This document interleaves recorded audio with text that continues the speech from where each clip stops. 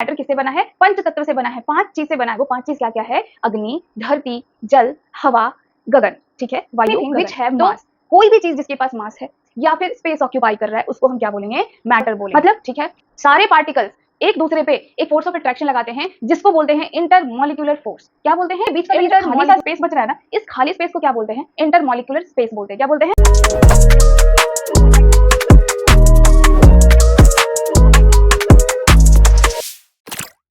चलो student, start करते हैं क्लास 9 का चैप्टर 1 जो कि है मैटर इन आवर सराउंडिंग। हम लोग डिटेल में मैटर के बारे में पढ़ने जा रहे हैं कि मैटर क्या होता है, किस चीज से बना होता है ना।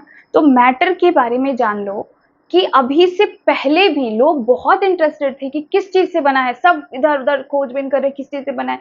तो हमारे जो पुराने अर्लिएस्ट फिलोसफर्स थे इंडिया के, उनका कहना था कि मैटर किससे बना है? पंच तत्व से बना है, 5 चीज से बना है। वो 5 चीज क्या क्या है? अग्नि, धरती, जल, हवा, गगन, ठीक है, वायु, गगन। तो ये जो 5 चीज है वो तो ठीक है, ये तो पुराने वाले चीज है। लेकिन अभी के समय में साइंटिस्ट लोग का क्या कहना है कि मैटर किससे बना है? मैटर किसी भी मटेरियल से, अगर कोई चीज किसी में पाया जाता है, कुछ मटेरियल प्रेजेंट है, तो उसको मैटर बोलते हैं। ठीक है, आया समझ में? नहीं ना, ये साइंटिस्ट लोग का भाषा है, साइंटिस्ट समझे। हम लोग एकदम सीधे ठेठ भाषा में समझेंगे कि भाई मैटर किससे बना है। अगर कोई भी चीज जगह ले रहा है, अगर कोई भी चीज के पास मास है तो वो मैटर है। ठीक है, तो कैसे चेक करेंगे कि मैटर क्या है? 2 चीज चेक करना है। क्या चेक करना है? उसके पास मास है या नहीं, वो स्पेस ऑक्यूपाई कर रहा है या नहीं। मास का मतलब उसके पास वजन जरूर होगा, कुछ ना कुछ उसका वेट होगा, है ना। और स्पेस ऑक्यूपाई कर रहा है, इट मीन्स उसका वॉल्यूम हम निकाल सकते हैं, उसके पास कुछ वॉल्यूम जरूर होगा, है ना। तो चलो देखते हैं मैटर इन आवर सराउंडिंग, हमारे आसपास के मैटर। वैसे तो हम लोग इतना देख लिए, समझ में आ गया कि मैटर किसको बोला गया, किसको बोला गया मैटर।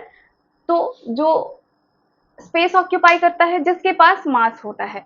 और ऑफर रेसिस्टेंस मीन्स वो रेसिस्टेंस को भी ऑफर करता है, मीन्स वो जिस स्टेट में है वो उसी स्टेट में रहना चाहता है। हम लोग इस चीज को इस टॉपिक को फिजिक्स में डिटेल से पढ़ेंगे, लेकिन अभी तुम इन 2 चीज पे ज्यादा से ध्यान दो। क्या?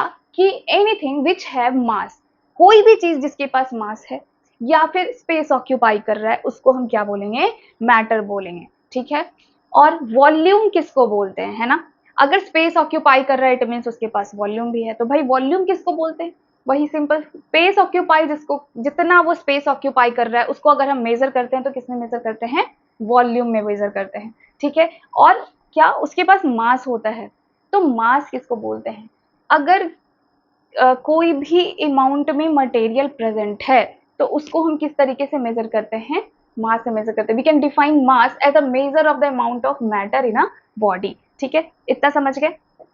चलो अब हम लोग इसको और ज्यादा डिटेल में देखते हैं, है ना, कि मैटर के आखिर जो छोटे छोटे पार्टिकल्स हैं, मतलब जिनसे मैटर बना है, उनका क्या रोल है, वो कैसे रहते हैं, ठीक है। तो यहाँ पे देखो क्या है, मैटर किस चीज से बना होता है? छोटे छोटे पार्टिकल से बना होता है। मैटर किससे बना होता है?